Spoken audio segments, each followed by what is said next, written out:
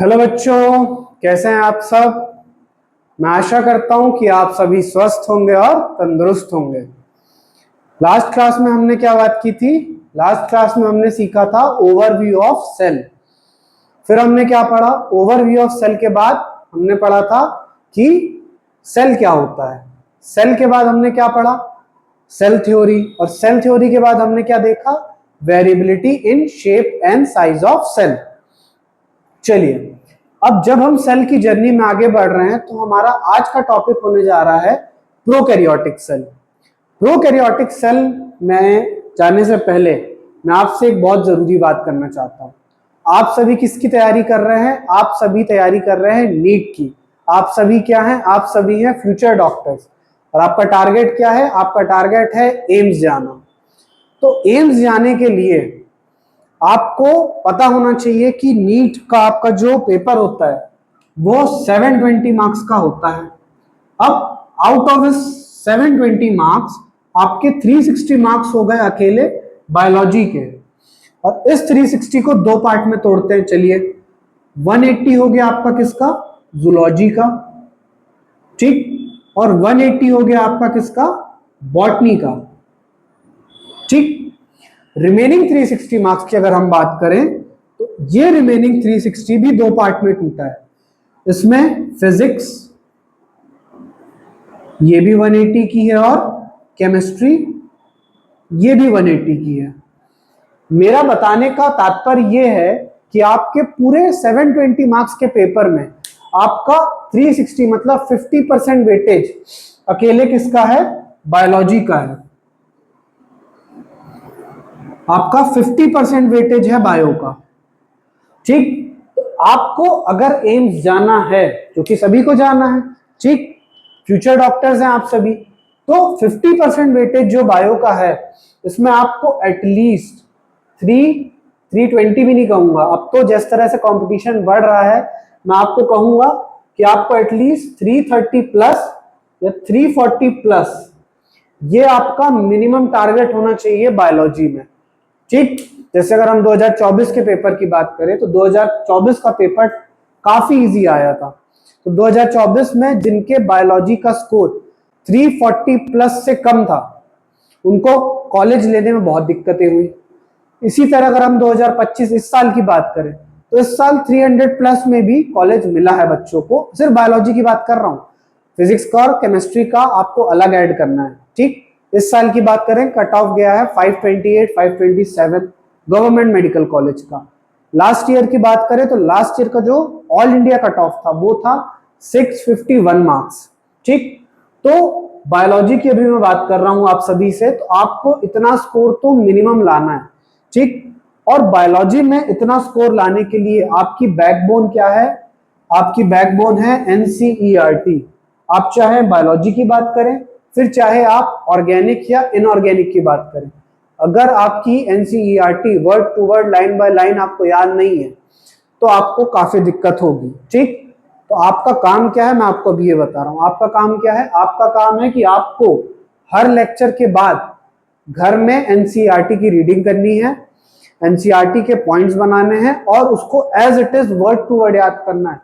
NCERT के words आपको as it is paper में देखने को मिल जाएंगे।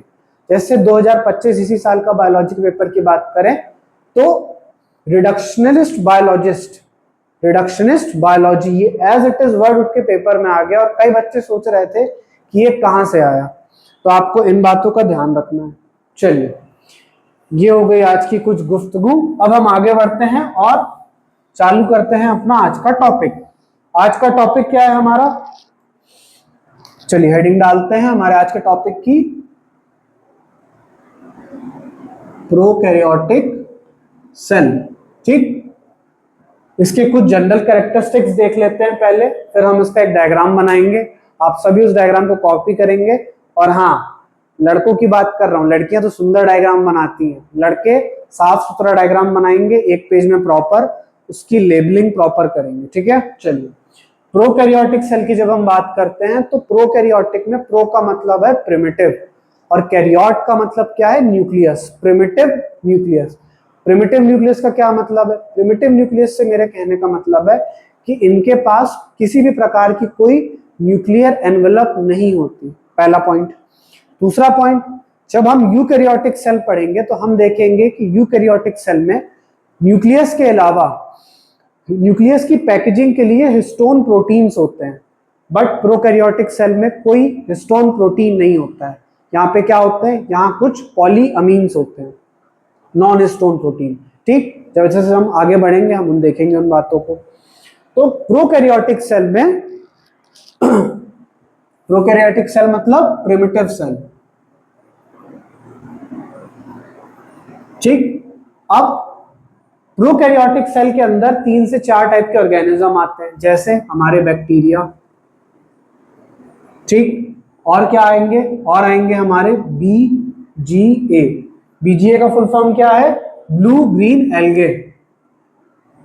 Blue green algae. और क्या आएंगे, माइकोप्लाज्म। और पीपीएलओ। पीपीएलओ का फुल फॉर्म क्या है, प्लूरो न्यूमोनिया लाइक ऑर्गेनिज्म। ठीक, अब आपको एक बहुत इंटरेस्टिंग बात बताता हूं माइकोप्लाज्म के बारे में। माइकोप्लाज्म के बारे में खास बात यह है कि इनके पास कोई सेल वॉल नहीं है। जब आप एनसीईआरटी पढ़ेंगे तो आपको ये लाइन मिलेगी। जनरली बैक्टीरिया के पास 3 लेयर्ड एनवेलप होती है। ठीक, चलिए उसको हम डिस्कस करेंगे आगे जैसे जैसे हम आगे बढ़ेंगे। और क्या पॉइंट्स हैं प्रोकैरियोटिक सेल में। प्रोकैरियोटिक सेल अगर देखा जाए तो इनमें मल्टीप्लिकेशन या डिवीजन की जब बात करते हैं तो वो कंपैरिजन टू यूकैरियोटिक सेल बहुत तेज होता है। ठीक, सिंपल ऑर्गेनिज्म है, simple organism with fast multiplying capacity. ठीक, चूंकि इनका बॉडी डिजाइन सिंपल है तो ये बहुत तेजी से डिवाइड करते हैं। ठीक, प्रोकैरियोट्स कैसे होते हैं, यूनिसेलुलर, एक सेल के बने होते हैं। चलिए, अब एनसीईआरटी जो है हमारी, जो हमारी गीता है, हम एनसीईआरटी के हिसाब से प्रोकैरियोट्स को on the basis of their shape divide करते हैं या क्लासिफाई करते हैं। ठीक, तो on the basis of shape ये 4 तरह के होते हैं। पहले होते हैं हमारे कोकस शेप, दूसरे हो गए हमारे बैसिलस शेप,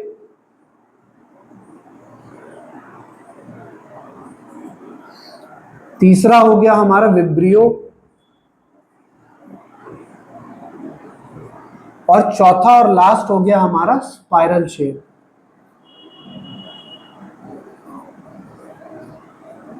ठीक है, कोकस शेप का क्या मतलब है, कोकस शेप का मतलब है राउंड, राउंड शेप के हमारे ऑर्गेनिजम्स होंगे।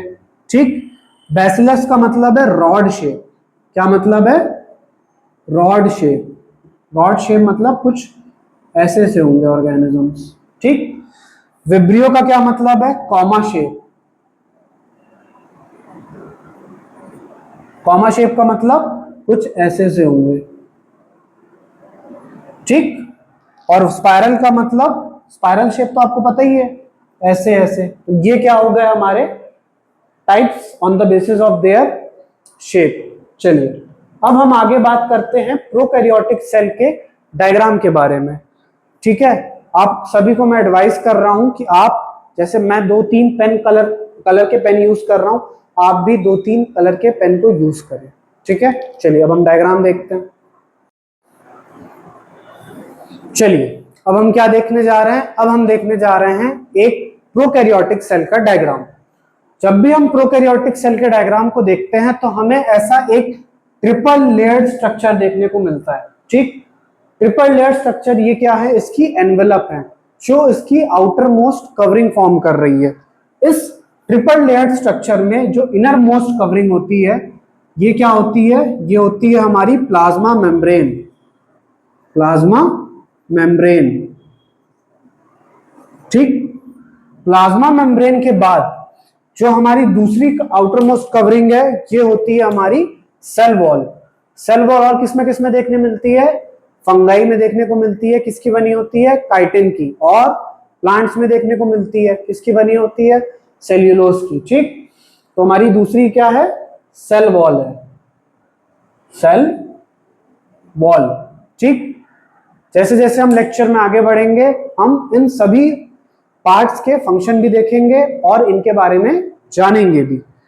थर्ड हमारी जो आउटर मोस्ट कवरिंग है, इसका क्या नाम है, इसका नाम है ग्लाइकोकैलिक्स, ग्लाइकोकैलिक्स, ठीक।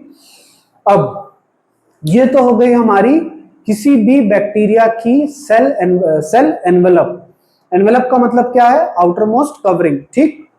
अब इसमें 3 एनवेलप हो गई, देख लिया हमने, क्या क्या देखा हमने, प्लाज्मा मेम्ब्रेन, दूसरी हमने देखी सेल वॉल और ग्लाइकोकैलिक्स। अब हम आगे बढ़ते हैं।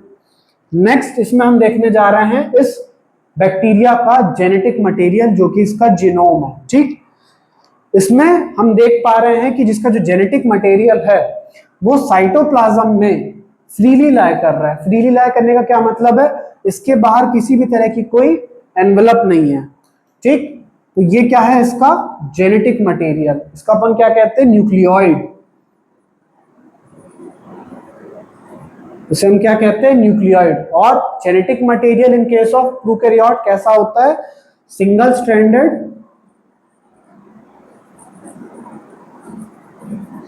Stranded circular DNA. क्या होता है, सिंगल स्ट्रैंडेड सर्कुलर डीएनए।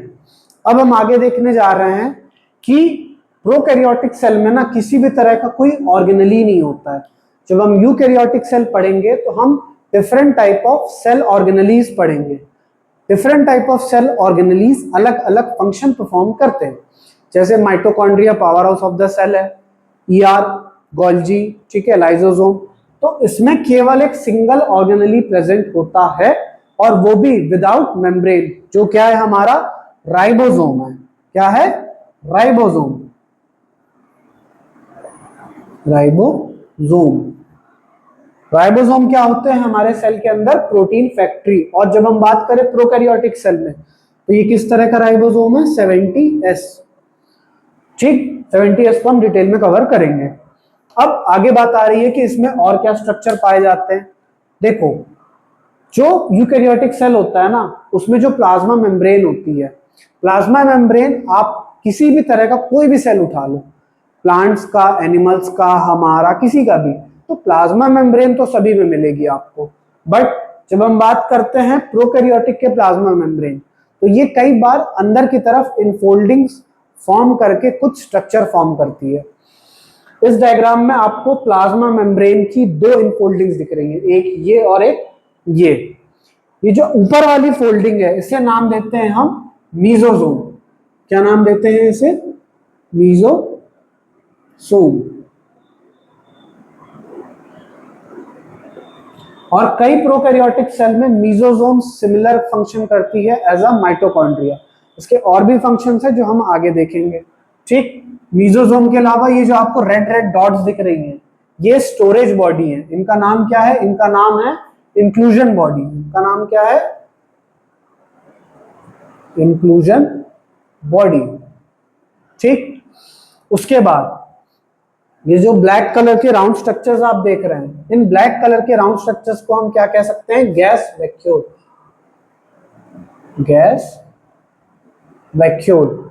अब गैस वैक्यूल क्या करते हैं, जो ग्रीन फोटोसिंथेटिक बैक्टीरिया होते हैं वो अगर पानी के अंदर रहेंगे तो उन्हें सनलाइट कैसे मिलेगी फोटोसिंथेसिस के लिए, तो जो ग्रीन फोटोसिंथेटिक बैक्टीरिया हैं उनके अंदर गैस वैक्यूल होता है जो उन्हें बायंसी प्रोवाइड करता है, जिस वजह से क्या होता है कि वो सरफेस तक आते हैं और सरफेस पे आने के बाद सनलाइट लेके फोटोसिंथेसिस कर पाते हैं, तो गैस वैक्यूल हो गया। और इसमें 2-3 एडिशनल स्ट्रक्चर्स होते हैं, ठीक। जैसे एक हो गया जो हमारे सेल मेम्ब्रेन से अराइज होता है, ठीक है, इसका नाम है फ्लैजिला।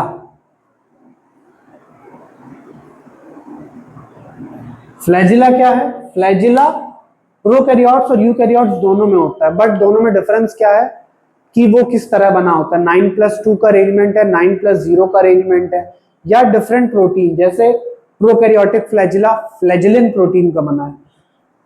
तो फ्लैजिला क्या है, लोकोमोटरी स्ट्रक्चर है जो प्रोकैरियोटिक सेल को मूवमेंट में काम करता है। ठीक, इसके अलावा इसमें दो स्ट्रक्चर और होते हैं।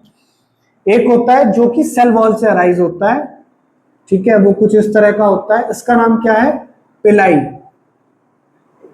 ठीक, पिलाई जो है ये बैक्टीरिया को या प्रोकैरियोटिक सेल को रिप्रोडक्शन में हेल्प करता है। एक तरह का रिप्रोडक्शन होता है जिसे हम कहते हैं कॉन्जुगेशन।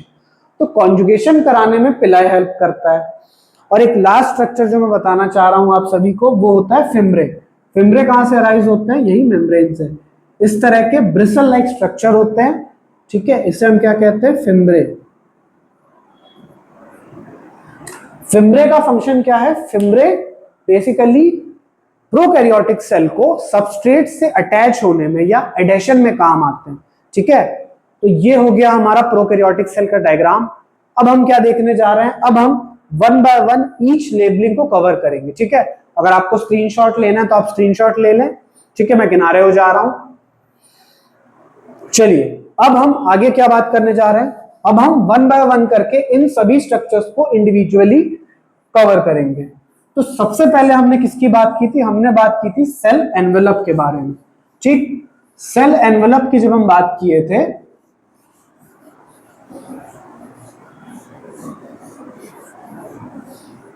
सेल एनवेलप की जब हम बात किए थे, तो सेल एनवेलप 3 लेयर की बनी हुई थी। क्या क्या थी वो 3 लेयर, पहली थी क्या, सेल मेम्ब्रेन या plasma membrane, second one cell wall, और थर्ड क्या थी हमारी, ग्लाइकोकैलेक्स। तो हम सबसे पहले शुरुआत करने जा रहे हैं किससे, ग्लाइकोकैलेक्स से, जो कि प्रोकैरियोटिक सेल की आउटर मोस्ट कवरिंग है। ठीक है, चलो तो हेडिंग क्या डाल देते हैं, हम हेडिंग डाल देते हैं सेल एनवेलप। ठीक, सेल एनवेलप के अंडर हम पहली हेडिंग डालने जा रहे हैं ग्लाइकोकैलेक्स। ग्लाइकोकैलेक्स, अब ग्लाइकोकैलेक्स वर्ड आ रहा है ग्लाइको, मतलब ये बनी किसकी है, ये बनी है पॉलीसेकेराइड की। ठीक, अच्छा अगर हम बात करें प्रोकैरियोटिक सेल में, तो ग्लाइकोकैलेक्स जो है ये दो तरह की हो सकती है, किसी के अंदर अलग टाइप और किसी के अंदर अलग टाइप। तो एज पर अवर एनसीईआरटी ग्लाइकोकैलेक्स दो तरह की है।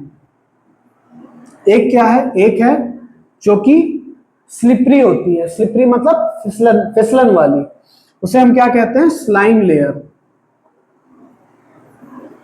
ठीक, और दूसरी जो टफ होती है, टफ होती है और हार्ड होती है। दूसरी कैसी होती है, हार्ड होती है और टफ होती है। इसका क्या नाम है, कैप्सिड या कैप्सूल, सी। ठीक, दूसरी क्या है हमारी, कैप्सूल। अब इन दोनों के अलग अलग फंक्शन है। जैसे अगर कैप्सिड है या कैप्सूल है तो वो कैसी होगी, वो होगी हार्ड। तो ये मतलब डिफेंस में हेल्प करेगी, ठीक है ना, फॉरेन बॉडी से या फॉरेन एंटीजन से डिफेंस में काम आएगी। वहीं उसकी जगह अगर स्लाइम लेयर जो कि कैसी होती है, स्लिपरी, तो वो एडेशन में हेल्प करेगी। एडेशन मतलब किसी सबस्ट्रेट से अटैच होने में। तो इसका फंक्शन क्या है, डिफेंस, और इसका फंक्शन क्या है, एडेशन या अटैचमेंट। आइए हम दोनों के फंक्शन लिखते हैं। स्लाइम लेयर का फंक्शन क्या है, एडेशन,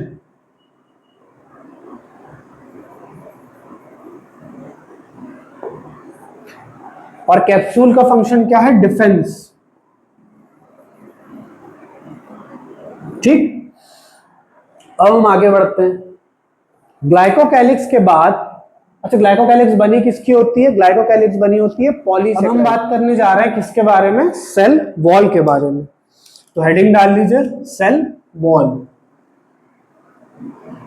ठीक, जब हम बात करते हैं cell wall in case of prokaryotes या बैक्टीरिया, तो बैक्टीरियल सेल वॉल एक अलग तरह के सब्सटेंस की बनी होती है। उस सब्सटेंस का नाम है पेप्टिडोग्लाइकन।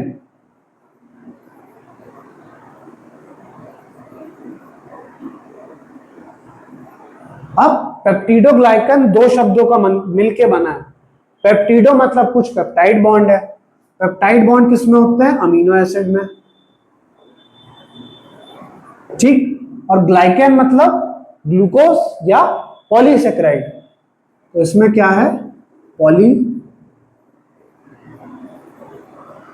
सैकराइड है। अब ये कौन से पॉलीसेक्राइड है?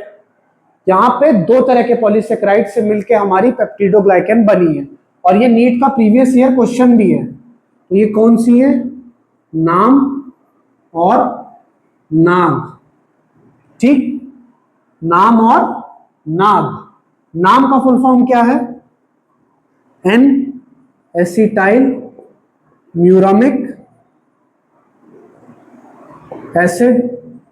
ठीक, और नाग का फुल फॉर्म क्या है? एन एसिटाइल ग्लूकोसा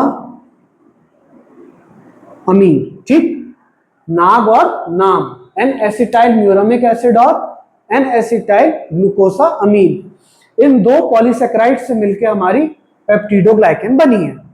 अब बात आती है कि सेल वॉल के फंक्शंस क्या हैं। सेल वॉल के वही दो फंक्शंस हैं। पहला क्या फंक्शन है? सेल को एक प्रॉपर शेप प्रोवाइड करना। ठीक, शेप के साथ साथ सेल को रिजिडिटी प्रोवाइड करना, मतलब सेल को बर्स्ट होने से बचाना, सेल को फटने से बचाना। तो आइए हम सेल वॉल के यहां फंक्शन लिख रहे हैं। ठीक है, फंक्शन में हम क्या लिख सकते हैं? फंक्शन बताइए, पहला क्या है? Provide shape and size to cell. दूसरा फंक्शन क्या है? सेल वॉल का दूसरा फंक्शन क्या है? Prevent cell from bursting. Prevent cell from